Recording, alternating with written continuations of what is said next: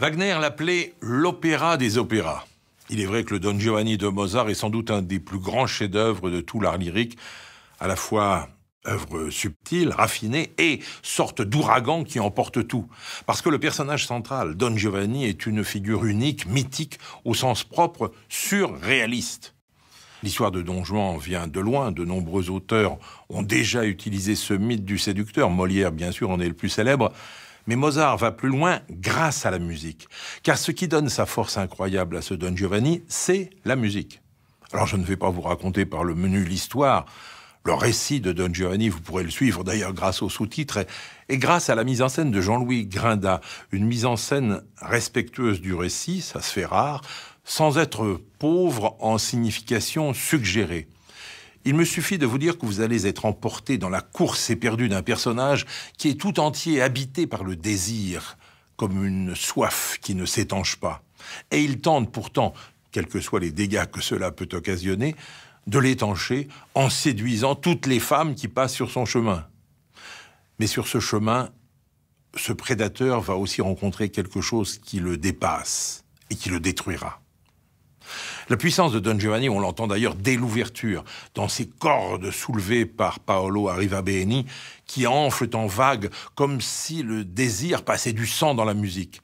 Car il y a dans ce Don Giovanni une énergie vitale qui s'entend, une irrésistible force sensuelle qui en fait une pile de désirs que la mort va vider.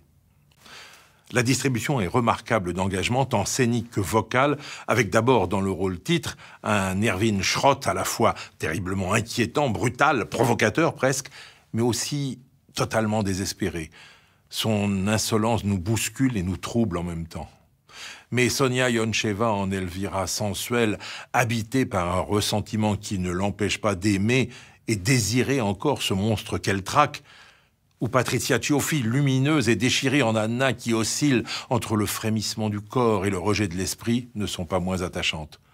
Tous se croisant comme en une secrète chorégraphie à l'intérieur d'un décor à la fois réaliste et mental, un décor toujours subtilement éclairé et qui semble le rêve de quelques tableaux de Chirico, tous nous invitent à les suivre dans cette danse macabre, étouffée, qui est aussi, derrière les apparences préservées, ce Don Giovanni.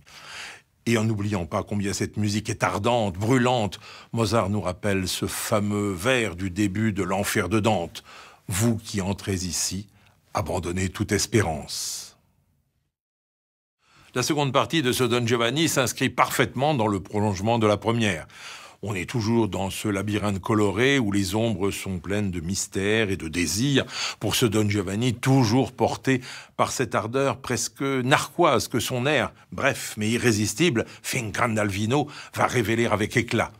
On entend bien là ce qui fait de Don Giovanni une figure rayonnante de désir, avec ce grand tournoiement comme celui d'une batterie qui se recharge sans cesse. En fait, cet air tourne sur lui-même comme une danse frénétique qui renvoie l'image désespérée d'un impossible accomplissement, comme un manège sans fin, comme la roue d'une loterie implacable.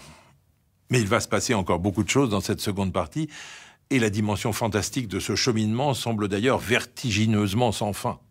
Il est donc temps d'y retourner, en se délectant aussi de la réalisation parfaite de la musique de Mozart, avec cet orchestre et surtout ces chanteuses et chanteurs, les uns très connus, d'autres moins, mais tous unis sous la direction de Paolo Arrivabene, au service d'un spectacle apparemment simple, mais dont les ombres prolongent à l'intérieur de chacun de nous des frissons qui mènent loin.